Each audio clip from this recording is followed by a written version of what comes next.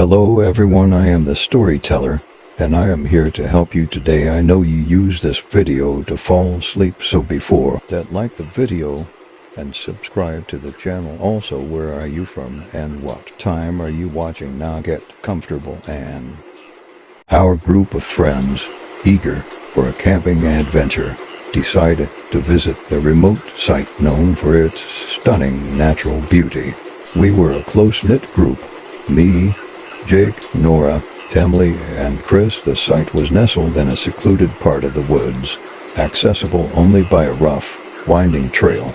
It was the perfect escape from our daily routines. We arrived just as dusk was settling, setting up our camp by a small, serene lake.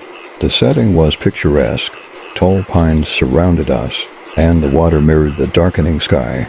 As night fell, we lit a campfire, roasted marshmallows, and shared ghost stories to set the mood. One story caught our interest, a local legend about an old lantern that was said to glow at night, guiding lost souls through the woods. According to the tale, the lantern belonged to a hermit who had vanished mysteriously years ago. It was rumored that the lantern was still out there, shining to lure people into the forest. Laughing off the legend as we sat by the fire, we joke about how we'd love to see this haunted lantern. Nora suggested we make it a challenge to find it, while Jake laughed and said he'd bring it back as proof. Around midnight, with the fire burning low, we decided to take a flashlight tour of the area, partly out of curiosity and partly for fun. We left our camp, following a narrow path into the woods. The darkness seemed to envelop us, and the forest grew eerily quiet. After a while, we spotted a faint light in the distance. Excited, we followed it, thinking it was a reflection of our flashlights. But as we got closer, the light grew brighter, revealing a vintage lantern hanging from a tree. It was old and brass, its glass cracked and dirtied, but unmistakably glowing. "This is it," Jake said, his voice filled with the lantern from the legend. We circled around it, our flashlights casting strange shadows. The lantern's light was oddly warm, almost comforting. We couldn't help but feel a strange pull towards it, as if it was inviting us to stay. Chris, always the skeptic, reached out to touch it. As his hand neared the lantern, the light flickered violently, and a sudden gust of wind swept through the clearing. The lantern's glow turned a sickly green, and a chilling whisper filled the air. "Don't leave." We all froze, looking at each other in confusion. "Did you hear that?" Emily asked, her voice trembling. Jake, trying to laugh it off, grabbed the lantern. "Let's take it back to camp. It'll make a great story." As we turned to head back, the forest seemed to close in around us. The path we had taken was no longer visible, and the trees seemed to twist and shift. The whispers grew louder, echoing through the trees. "Don't leave. Stay with us." The lantern's light seemed to grow dimmer, and a cold dread settled over us. We stumbled through the dark, trying to find our way back, but everything looked the same: twisted branches and dark shadows. Panic set in. We realized we were lost. The familiar landmarks were gone, and the forest seemed to have turned against us. The whispers became voices, pleading and angry. We ran, our breaths coming in ragged gasps, the lantern clutched tightly in Jake's hands. Eventually we burst into a small clearing, our campfire still burning in the distance. We had somehow made it back, though none of us could explain how. We dropped the lantern, its light flickering out as it hit the ground. The rest of the night was a blur of fear and exhaustion. We packed up as quickly as we could and left the site, not stopping until we were far from the woods. To this day, we never speak of that night. The lantern remains a haunting memory, a reminder that some legends are more than just stories. The forest had shown us something dark and unsettling, a glimpse into a world that should have remained hidden. We learned to respect the unknown and the shadows that lurk in the woods. Some lights should never be followed, and some paths should never be taken.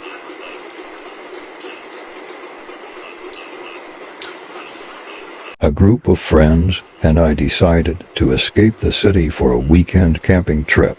There were 6 of us: me, Ben, Sarah, Max, Lily, and Tom, we wanted a secluded spot where we could enjoy some peace and quiet. So we chose an area that wasn't on any popular maps, a place that supposedly had a hidden campsite deep in the forest. The drive to the location was long, and as the sun set, the forest grew darker and more oppressive.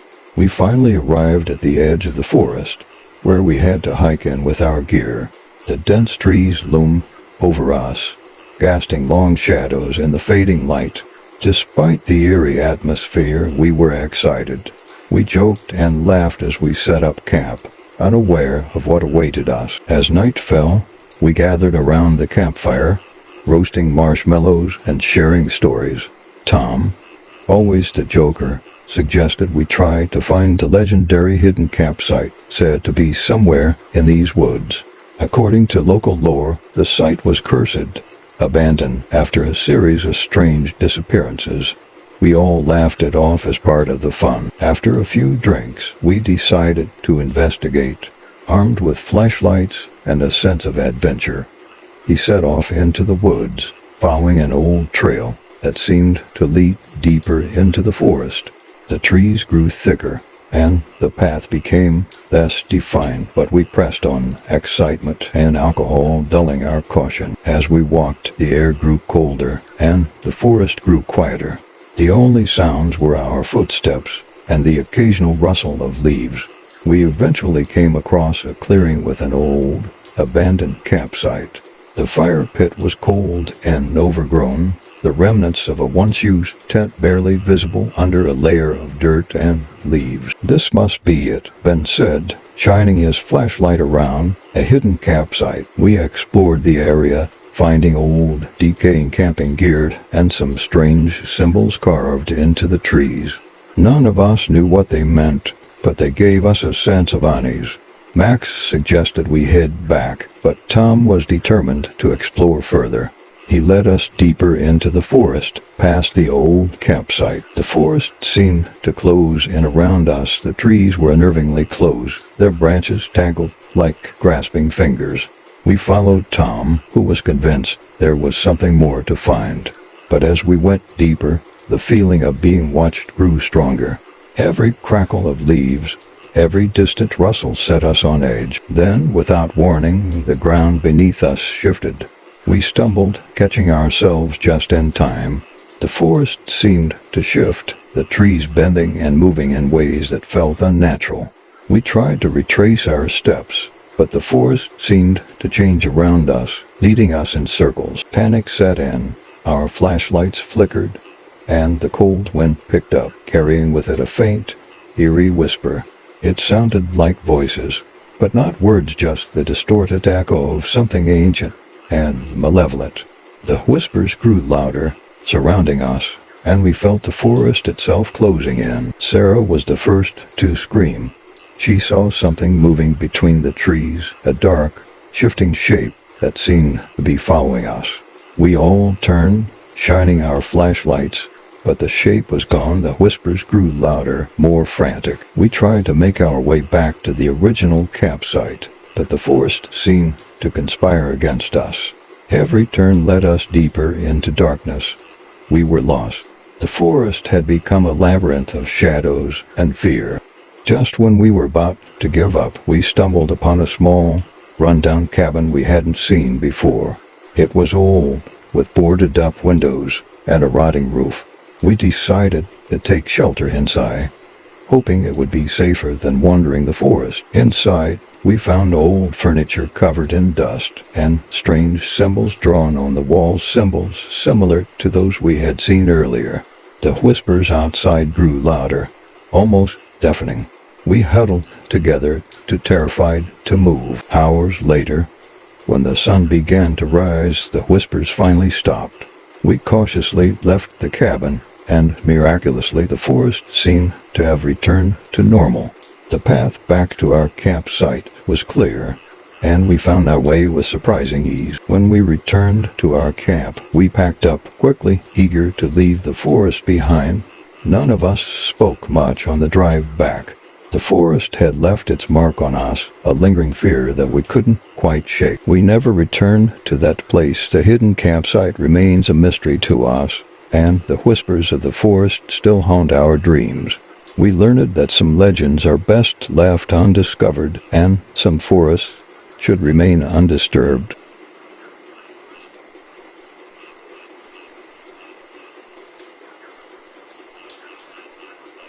We were looking for a thrill. A group of 5 friends, me, Ryan, Jess, Laura, and Matt, decided to go camping deep in the woods, miles away from civilization. Jess had heard about a spot near a lake, far off the beaten path, where no one would bother us. The perfect place to drink, tell ghost stories, and maybe scare each other a little. It was Matt who first suggested the idea of doing something different. He was always the one pushing the limits, and tonight was no different. We had set up camp by the lake, and as the sun dipped below the horizon, the forest around us grew eerily silent. No birds, no wine, just the crackling of our campfire and the occasional pop of a bottle being opened. So Matt said, leaning forward, his face lit by the flickering flames, "There's a story about these woods. Something that not many people know about." Ryan groaned, "Another ghost story? Come on, man." "No, seriously," Matt continued, lowering his voice. "People used to live here way back. Some kind of old cult, or at least that's what the locals say. They'd come out into these woods at night and perform rituals, sacrifices even, but no one really knows what for." Laura shuddered. "But we all knew she loved this kind of stuff." "What kind of rituals?" she asked. Matt grinned. "I don't know exactly, just that if you're out here on the wrong night, when the stars align just right, you can hear the voices. And if you listen carefully, you can even see the things they summoned." Ryan laughed. "Nice try, Matt. You're not scaring anyone." But I wasn't so sure. The air felt different, that night thicker, almost as if the woods themselves were watching us. "Let's try it," Matt said, suddenly serious. "Let's call them." "Let's try it," Matt said, suddenly serious. "Let's call them." I shook my head. "What? No, that's a terrible idea." But Jess, ever the adventurous one, raised an eyebrow. "How do we do it?" Matt stood up, grinning like a maniac. "It's simple. All we need is to sit in a circle, hold hands, and chant a few words. Something like, 'We call to the forest, to those who dwell within. Show us your presence.' We say it 3 times. Ryan chuckled nervously. "You're making that up." "Maybe," Matt shrugged. "But aren't you curious?" Before I could object again, everyone else was already getting into position. They dragged me along, saying it was just for fun. We all sat in a tight circle around the campfire, the shadows of the trees looming around us like silent sentinels. Matt started the chant, and the others followed. "We call to the forest, to those who dwell within. Show us your presence." I rolled my eyes but joined in, hoping we'd get it over with quickly. We chanted it again, and then a 3rd time. Nothing happened, of course. Nothing happened. I was about to make a snarky comment when the fire flickered and a sudden chill washed over us. Jess gasped, looking around. "Did you feel that?" The fire crackled louder, throwing up sparks. The wind picked up, and in the distance, we heard something faint, almost like whispers. At first I thought it was the wind, but the more I listened, the more I realized it was. Voices, dozens of them, low, murmuring, growing closer. The others heard it too. We looked at each other, our bravado quickly fading. "I think we should stop," I said, standing up, but the whispers didn't stop. They grew louder, like a swarm of invisible beings circling us, closing in. And then, from the shadows of the trees, we saw them. Figures, barely visible, just at the edge of the firelight. They didn't move, but we could feel their presence watching us, waiting for something. "We need to go," Laura whispered, her voice trembling. Suddenly, the fire flared up, and the figures seemed to step closer. My heart pounded as we scrambled to our feet. Jess grabbed the flashlight, but the beam barely pierced the darkness. Everywhere we turned, the figures stood, surrounding us. Matt's voice cracked. "It was just a joke. We were just messing around, but the figures didn't care. The whispers grew louder, more insistent. The temperature dropped, and I felt something brush against my arm, cold, like ice. I turned, but nothing was there. "We have to get out of here," Ryan shouted. Nah, we ran. Stumbling through the dark, crashing through the underbrush, we ran as fast as we could. But no matter how far we went, the whispers followed. It was as if the forest itself had come alive, trapping us in a maze of shadows and cold, lifeless voices. When we finally burst through the trees, back to the trailhead where our car was parked, the whispers stopped. The air was still, and the figures were gone. We stood there, panting, terrified, not daring to look back. None of us spoke on the drive home. No one mentioned the figures, the whispers, or the fire. But I could see it in their faces. We had all heard it. We had all seen them. And now, even weeks later, I still hear the whispers when I close my eyes. They're faint, but they're there. And every night, I wonder, what if they're not done with us yet? I grew up in a small town surrounded by dense, endless woods. For as long as I can remember, the locals warned us never to venture too deep into the forest after dark. They called it the Whispering Forest because, at night, strange sounds would drift from the trees, faint voices that seemed to call your name, begging you to follow. Of course, as kids, we thought it was just a creepy old legend meant to scare us. My friends and I would dare each other to go in, but no one ever went too far. Not until one summer night, when we decided to test the legend for real. There were 4 of us, me, Josh, Emily, and my best friend, Tyler. We planned to sneak into the woods at midnight just to prove that the stories were nonsense. Armed with flashlights and the courage that comes from being young and reckless, we set out, laughing and joking, even as the trees closed in around us. At first, everything was fine. We walked along the narrow trail, pushing deeper into the woods, the sound of crickets and the rustling leaves filling the silence. But after about an hour, the forest began to change. The air grew thick, heavy, as if the trees themselves were watching us. Our laughter died out, replaced by uneasy glances and a growing realization that we were farther from town than any of us had ever been. That's when we heard it. A whisper. Turned back. I stopped dead in my tracks, shining my flashlight in the direction of the sound. My heart raced, but there was nothing there, just trees, dark and foreboding. "Did you guys hear that?" I asked, my voice shaking. Emily nodded, her face pale. "It sounded like someone." Josh scoffed, trying to act tough. "Probably just the wind," he said, but his voice was strained. Tyler looked at me, his eyes wide. He had heard it too. We pressed on, though every instinct screamed at me to turn back. The whispers continued, soft at first, like the breeze, but soon they grew louder, more distinct. The voices weren't coming from behind us, they were all around, echoing through the trees. "Don't go any further. Turn back, please." I wanted to stop, to go home, but something urged us forward, something beyond curiosity. It was as if the forest itself was pulling us in, deeper and deeper. Our flashlights flickered, struggling to pierce the growing darkness. Suddenly, Tyler stopped. "Did you see that?" he whispered, pointing into the shadows. We all turned our lights in the direction he was looking. At first, I didn't see anything, but then, just beyond the reach of the light, I saw it, a figure, pale, almost glowing, standing perfectly still among the trees. "Hello?" Josh called out, his voice cracking. The figure didn't move. It was just watching us. Its face was obscured, but I could feel its eyes on me, boring into my soul. I wanted to run, but my legs wouldn't move.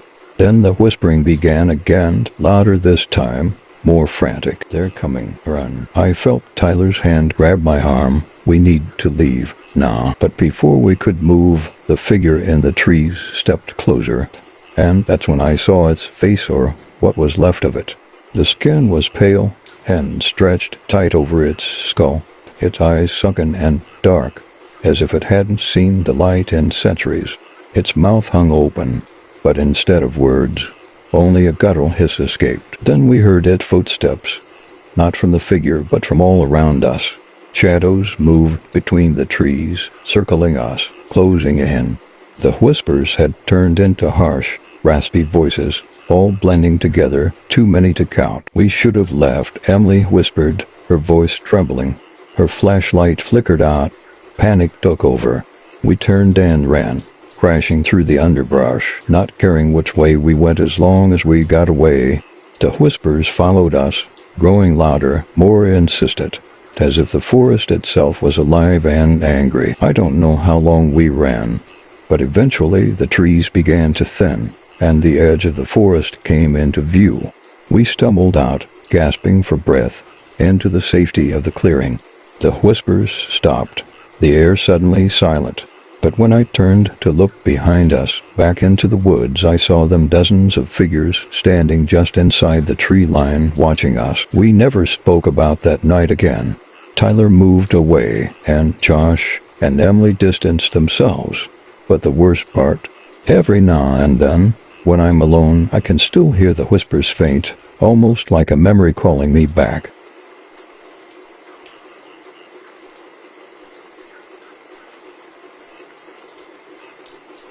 When I first moved into my apartment, it seemed like a quiet, peaceful building.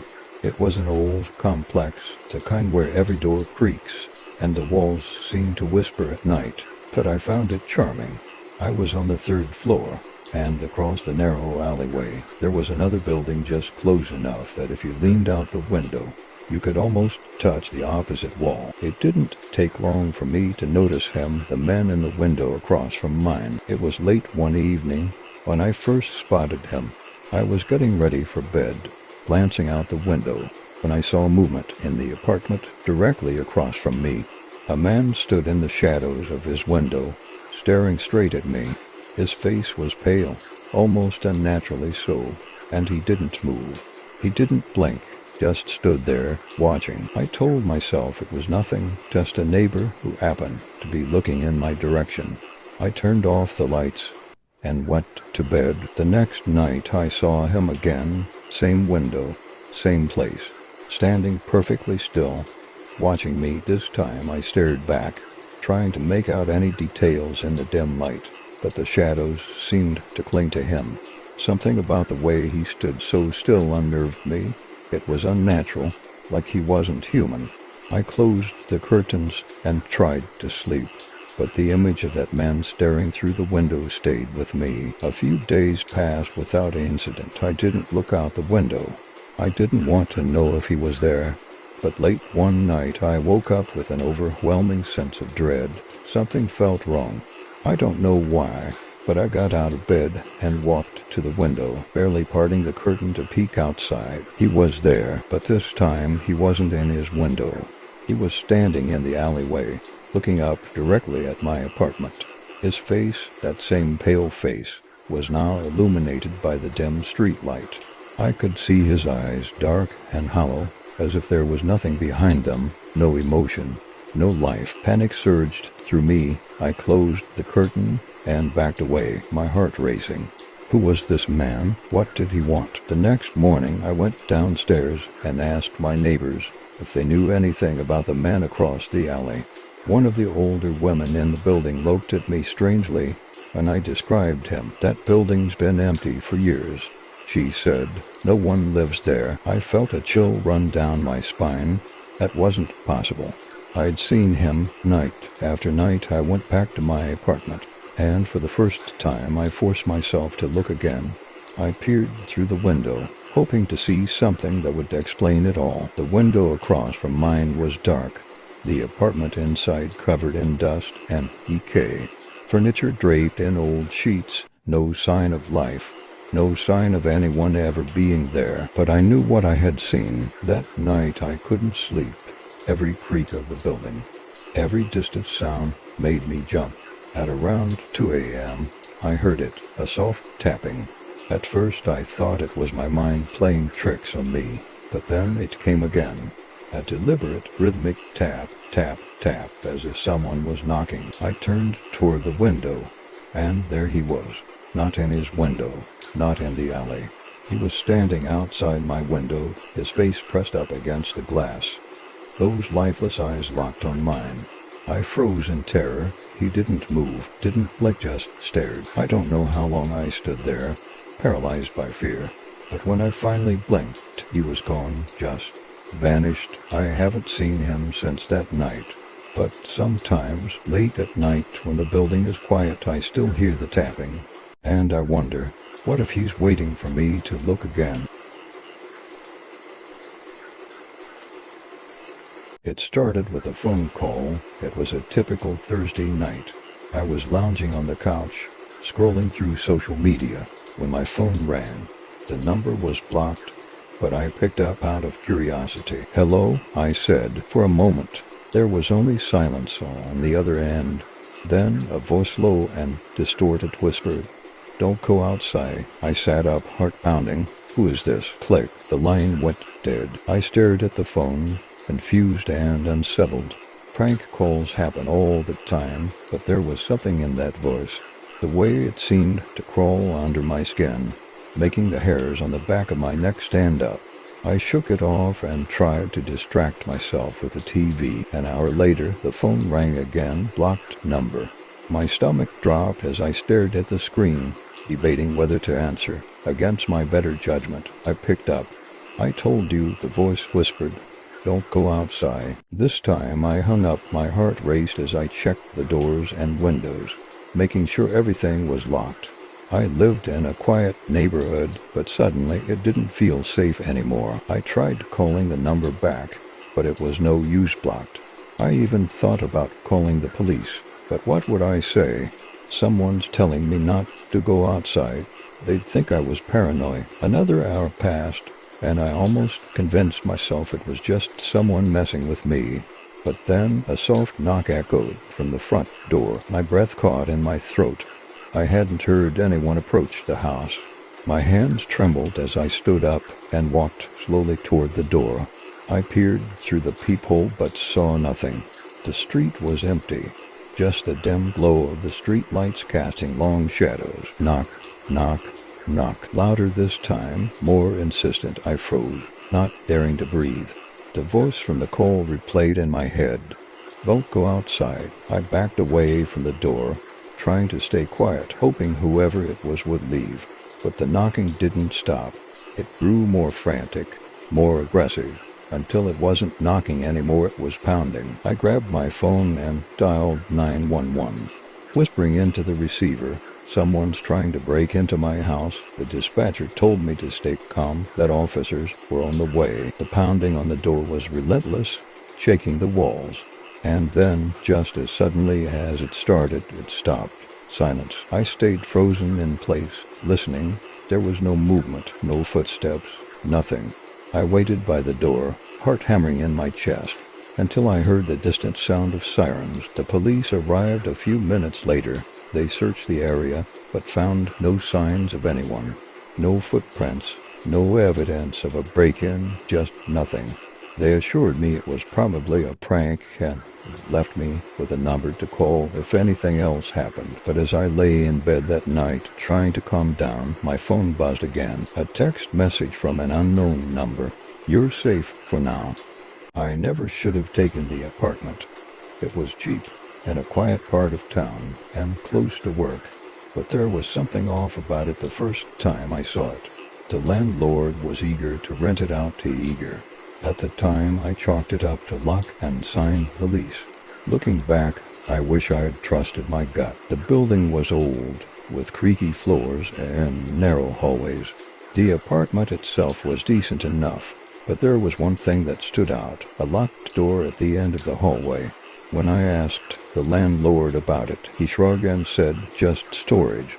Nothing important." He didn't offer me a key, and I didn't press him on it. For the first few weeks, nothing unusual happened. I went to work, came home, and tried to settle into my new place. But the door at the end of the hall, it bothered me. Every time I passed it, I felt a strange sense of unease. I couldn't explain it, but it felt like someone, or something, was on the other side, watching me. One night, while I was lying in bed, I heard it for the first time. A faint sound like scratching, coming from behind the door. At first I thought it was mice or maybe the pipes in the old building making noise, but the more I listened, the more I realized it was too deliberate, too rhythmic. I tried to ignore it and eventually fell asleep, but the sound continued the next night, and the night after that. I finally decided to ask the landlord about it. When I brought up the door, his face went pale. He stammered something about not going in there, that it was best left alone. His reaction only made me more curious. What could be so bad in there that he was afraid to even talk about it? One night, after the scratching had gone on for hours, I couldn't take it anymore. I had to know what was behind that door. I grabbed a flashlight and a small screwdriver, figuring I could pick the lock. My heart was racing as I approached the door. The scratching stopped the moment I stood in front of it. I hesitated, then took a deep breath and began to work on the lock.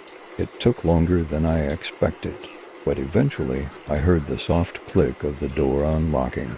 I pushed it open slowly, and the door creaked on its hinges. The room beyond was pitch black, my flashlight being cut through the darkness, revealing dust-covered furniture, old boxes, and nothing else. Just a small, empty room.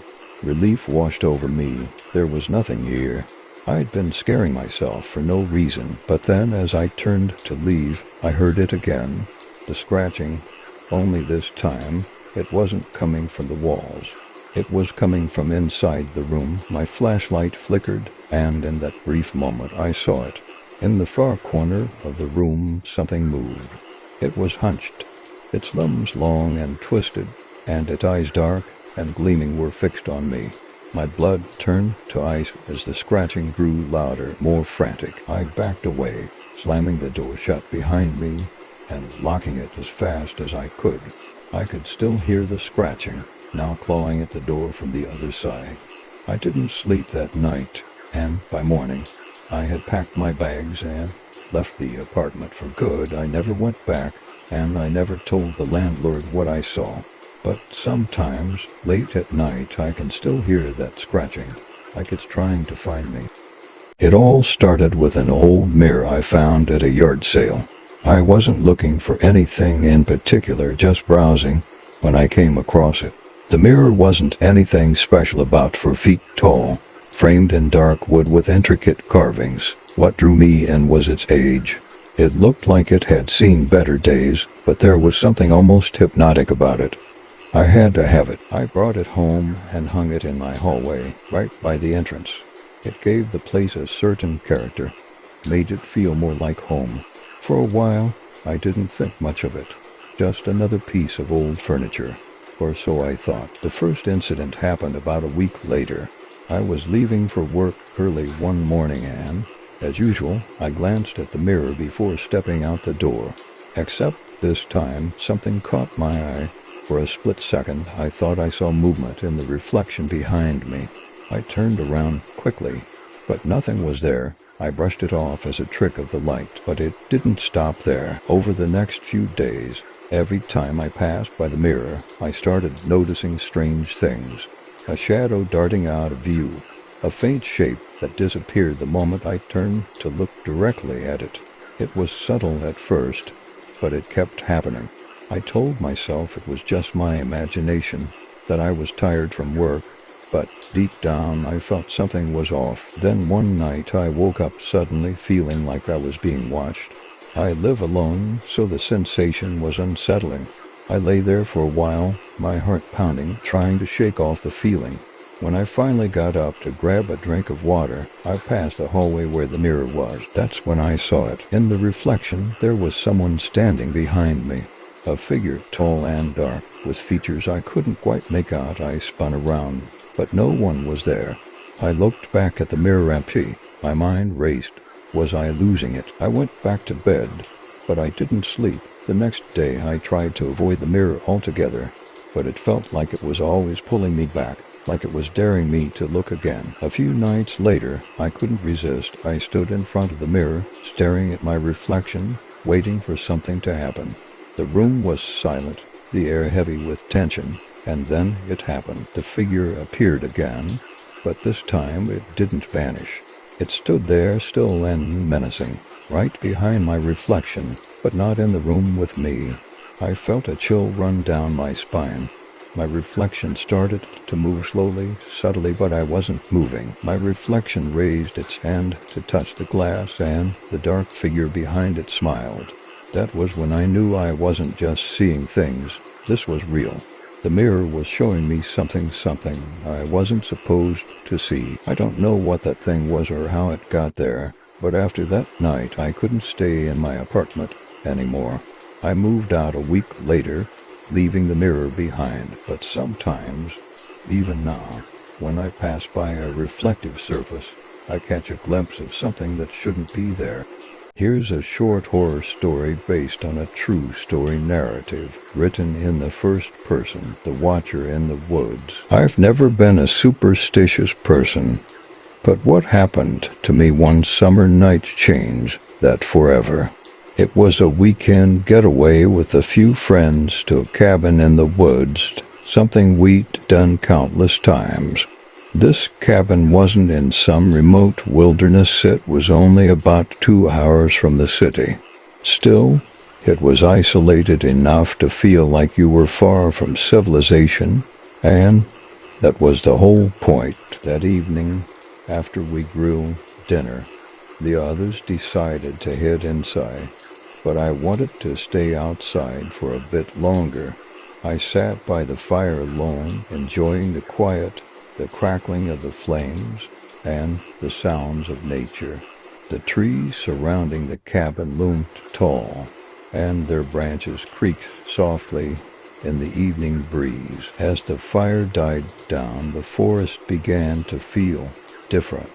The usual chirping of crickets and rustling of small animals seemed to vanish, replaced by an eerie silence. I brushed it off as my imagination, but then I heard it. A twig snapped. I quickly looked in the direction of the sound, peering into the darkness between the trees. There was nothing. Still, that uncomfortable feeling began to grow in my stomach. You know, the one where you feel like you're being watched. Another snap, this time louder. My heart raced. I stood up slowly, scanning the woods, but again saw nothing. It's probably deer, I told myself, trying to stay calm. But deep down, I knew something wasn't right. Suddenly, from the corner of my eye, I saw movement. Just beyond the tree line, there was a figure. It was tall, too tall to be a person. The shape seemed wrong, almost human, but distorted. It didn't move like a person either, more like it was gliding or floating, just standing there, watching. Frozen with fear, I couldn't tear my eyes away. For what felt like an eternity, I stood there, staring into the darkness at this thing. And then, without warning, it was gone, vanished, no sound, no movement, just gone. Shaken, I quickly threw more wood on the fire, trying to bring back the light and warmth. I hurried inside the cabin and locked the door behind me. My friends asked what was wrong, but I couldn't bring myself to tell them. I didn't sleep that night. I sat by the window, watching the tree line until dawn, expecting to see that figure again. I never told anyone what happened. I even convinced myself that maybe it was just my mind playing tricks on me, that I was just tired. But ever since that night, I've had the strangest feeling, like I'm never really alone. Sometimes, when I'm out late or walking home in the dark, I catch glimpses of something just out of the corner of my eye, and I swear it's still watching.